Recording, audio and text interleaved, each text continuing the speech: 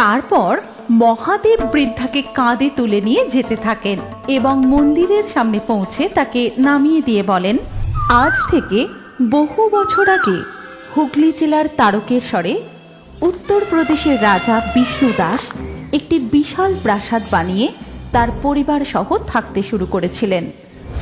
রাজা বিষ্ণু দাসের একটি প্রিয় গরু ছিল, তার নাম ছিল কপিলা।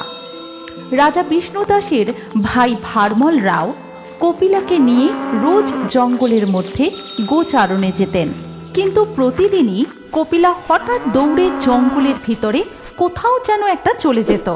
এমন ঘটনা প্রতিদিনই ঘটতে থাকে। এমনই একদিন ভারমল রাও কপিলার পিছু নেয়। এই কপিলা, কোথায় যাচ্ছিস? দাঁড়া দাঁড়া বলছি। কিন্তু কপিলা দৌড়তেই থাকে এবং কিছু দূর যাওয়ার পর ভারমল রাও তাকে আর দেখতে পায় না এবং সে ক্লান্ত হয়ে একটি গাছের তলায় বসে ঘুমিয়ে পড়ে। কিছুক্ষণ পর ঘুম ভাঙতে সে দেখতে পায় কপিলা তার সামনে দাঁড়িয়ে আছে। এইভাবেই দিন কাটতে থাকে। রাজা বিষ্ণু দাস লক্ষ্য করেন কপিলা দুধ দেওয়ার পরিমাণ দিন দিন কমিয়ে দিচ্ছে। তাই সে চিন্তিত হয়ে তার ভাই ভারমল রাওকে বলেন, কি ব্যাপার বলতো? কপিলা এত হৃষ্টপুষ্ট, দিন দিন দুধ দেওয়ার পরিমাণ কেন কমিয়ে দিচ্ছে? এ যে এক বড় চিন্তার বিষয়। তখন তার ভাই তাকে সমস্ত ঘটনাটা খুলে বলেন এবং সব শুনে রাজা বিষ্ণু দাস বলেন, কি বলছো তুমি? তবে কি জঙ্গলের মধ্যেই কেউ কপিলার দুধ চুরি করে নিচ্ছে? কাল কি গিয়ে ব্যাপারটা দেখতে হবে। পরের দিন রাজা বিষ্ণু দাস তার কিছু সৈন্য এবং গ্রামবাসীদের নিয়ে ওই জঙ্গলের মধ্যে যান এবং সেখানে গিয়ে তিনি যা দেখতে পান তাই দেখে রাজা বাকরুদ্ধ হয়ে যান। রাজা দেখেন মাটির মধ্যে একটি অর্ধেক বেরিয়ে থাকা পাথরের সামনে দাঁড়িয়ে আছে কপিলা এবং সে ওই পাথরটির ওপর তার গোদুগ্ধ মিশ্রিত করছে। এই দৃশ্য দেখে গোটা গ্রামবাসী হতবাক হয়ে পড়ে এবং তারপর মাটি খুঁড়ে সেই পাথরটিকে তুলে আনা হয়। রাজা স্বয়ং সেই পাথরটিকে তার গৃহে নিয়ে যান এবং সেই রাত্রেই রাজা স্বপ্নে দেখেন, বিষ্ণুদাস, ওঠো বিষ্ণুদাস, ওই পবিত্র পাথরের মধ্যে স্বয়ং আমি বিরাজমান। আমি তোমাকে আদেশ করছি, তুমি এখানে আমার একটি মন্দির প্রতিষ্ঠা করবে, যার নাম হবে বাবা তারকনাথের মন্দির। আর তুমিই হবে আমার মন্দিরের প্রধান পুরোহিত। আর এই মন্দিরের নাম অনুযায়ী এই স্থানের নাম হবে তারকেশ্বর। এমন স্বপ্ন দেখে রাজার ঘুম ভেঙে যায় এবং পরের দিন থেকেই তিনি মন্দির নির্মাণের কাজ শুরু করেন। এইভাবেই প্রতিষ্ঠা হয় তারকনাথ বাবার মন্দির এবং রাজা বিষ্ণুদাস হয়ে ওঠেন ওই মন্দিরের প্রধান পুরোহিত। এরপর কেটে যায় বহু বছর। বাবা তারকনাথের মহিমার কথা ছড়িয়ে পড়ে দেশ বিদেশের নানান প্রান্তে। আজও বহু দূর দূরান্ত থেকে লক্ষ লক্ষ ভক্তগণ শ্রাবণ মাসে বাবার মাথায় জল ঢালতে আসেন তাদের মনস্কামনা পূর্ণ করতে।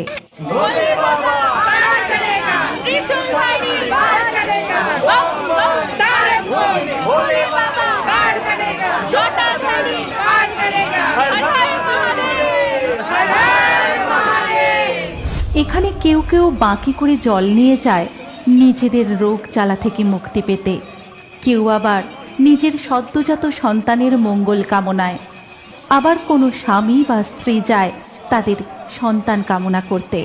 এমনই একদিন এক বৃদ্ধা কাঁধে বাঁক তুলে নিয়ে রওনা হয় বাবার মাথায় জল ঢালবে বলে।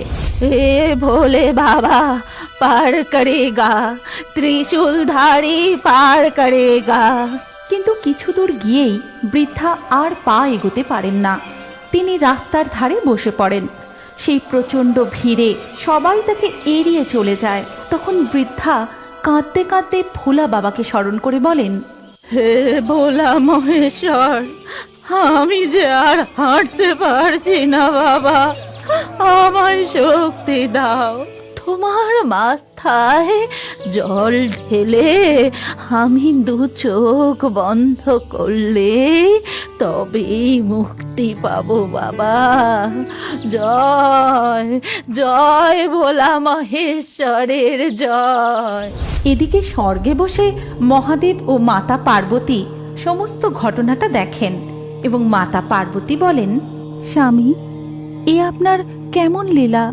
আপনার এমন পরম ভক্ত সেই কোন দূর থেকে ছুটে এসেছে আপনার মাথায় জল ঢেলে পূর্ণ অর্জন করবে বলে, আর আপনার সেই ভক্ত এত কষ্ট পাচ্ছে দেখেও আপনি যাবেন না? আমি অবশ্যই যাব পার্বতী। আমি আমার কোনো ভক্তকেই কখনো নিরাশ করি না। এই বলে মহাদেব সেখান থেকে অদৃশ্য হয়ে সেই বৃদ্ধার কাছে যান আর বলেন, বুড়িমা, ও বুড়িমা, বলি এই বয়সে তুমি কি না কাঁধে বাঁক নিয়ে বেরিয়েছো বাবার মাথায় জল ঢালবে বলে? এই বয়সে তুমি এসব পারো? এখন এসো, চড়ে বসো দেখি আমার কাঁধে। আমি তোমায় নিয়ে যাচ্ছি বাবার মন্দির পর্যন্ত। কে কে বাছা তুমি? এমন ভোলা মহেশ্বরের মতো সেজেছ? ও বুঝেছি, তুমি হচ্ছ বহুরূপী। সে তুমি যা ইচ্ছা ভাবো, এখন তাড়াতাড়ি আমার কাঁধে বসো, অনেক পথ যেতে হবে। তারপর মহাদেব বৃদ্ধাকে কাঁধে তুলে নিয়ে যেতে থাকেন এবং মন্দিরের সামনে পৌঁছে তাকে নামিয়ে দিয়ে বলেন, যাও বুড়িমা, এবার তোমার ভোলে বাবার মাথায় জল ঢেলে এসো। তখন বৃদ্ধা তার ঝোলা থেকে 2 টাকা বার করে তাকে দিতে গিয়ে দেখে, এই নে বাবা, এই 2 টাকা তুই। হে কি, কোথায় গেল? কোথায় গেল ছেলেটা? তবে কি? জয় জয় ভোলা মহেশ্বরের জয়, জয় বাবা ভোলা মহেশ্বরের জয়। এরপর লক্ষ লক্ষ ভক্ত বাবার মাথায় দুধ জল ঢালতে থাকে। এদিকে মন্দিরের বাইরে দেখা যায় কতগুলো বাচ্চা ছেলে মেয়ে খিদের জ্বালায় বসে বসে কাঁদছে। আর যত দর্শনার্থী যাচ্ছে বাচ্চাগুলো তাদেরকে বলছে, আমাদের 2 খেতে দাও না গো, বহুদিন আমরা কিছু খেতে পাই না। তোদের এখন কি খেতে দেবো রে? যা সরে যা বলছি, একদম আমায় ছুবি না। কোথায় না কোথায় নোংরা জায়গায় ঘুরে বেড়াস। ওই যে তোমাদের ঘটিতে দুধ আছে, আমাদের একটু দুধ দাও না গো। সত্যি বলছি, আমরা অনেক দিন কিছু খেতে পাইনি, একটু খেতে দাও না গো। এই দুধ বাবার মাথায় ঢালার জন্য এনেছি, তোদেরকে খাওয়ানোর জন্য নয়। সরে যা বলছি, সরে যা এখান থেকে। এই বলে তারা সেখান থেকে চলে যায়। স্বর্গে বসে মহাদেব ও মাতা পার্বতী এই দৃশ্য দেখে বলেন, স্বামী, এ আপনার কেমন অবিচার? লক্ষ লক্ষ দর্শনার্থী আপনার মাথায় দুধ ঢালছে, অথচ এই ছোট্ট ছোট্ট দুধের শিশুগুলো খাবারের অভাবে। না না, এই দৃশ্য যে চোখে দেখা যায় না, এভাবে তো পূর্ণ অর্জন হয় না। ওরাও যে আপনার সন্তান, আপনি কিছু একটা করুন প্রভু। তারপর মহাদেব সেখান থেকে অদৃশ্য হয়ে ওই বাচ্চাগুলোর সামনে যান আর বলেন, তোদের খুব খিদে পেয়েছে তাই না বাছা? কিন্তু তুমি কে? এমন শিব ঠাকুরের মতো সেজেছ কেন? ও, তুমি বুঝি বহুরূপী? হ্যাঁ হ্যাঁ, আমি বহুরূপী। এখন আই দেখি, এই খাবারগুলো খেয়ে নে। তারপর মহাদেব তার নিজের কোলে বসিয়ে ওই ছোট্ট ছোট্ট শিশুগুলিকে নিজের হাতে দুধ ও আরো নানা রকম ফল খাইয়ে দেন। এইভাবেই বাবা তারকনাথের মহিমা ছড়িয়ে পড়ে দূর দূরান্তে। আর তোমরা যদি তারকেশ্বরের বাবা তারকনাথের আরও মহিমার কথা জানতে চাও, তাহলে কমেন্ট করে অবশ্যই জানাও। এই গল্পের পরবর্তী অংশে কি হতে চলেছে আপনি কি জানতে চান? তাহলে আমাদের ফেয়ারি টুনস বাংলা কার্টুন পেজটির ফলো বাটন ক্লিক করে এক্ষুনি ফলো করে নিন। আর আপনি যদি কার্টুন প্রেমী হয়ে থাকেন, তাহলে এই গল্পটি অবশ্যই শেয়ার করুন। তাহলে বন্ধু, আবার দেখা হচ্ছে আমাদের পরবর্তী ভিডিওতে।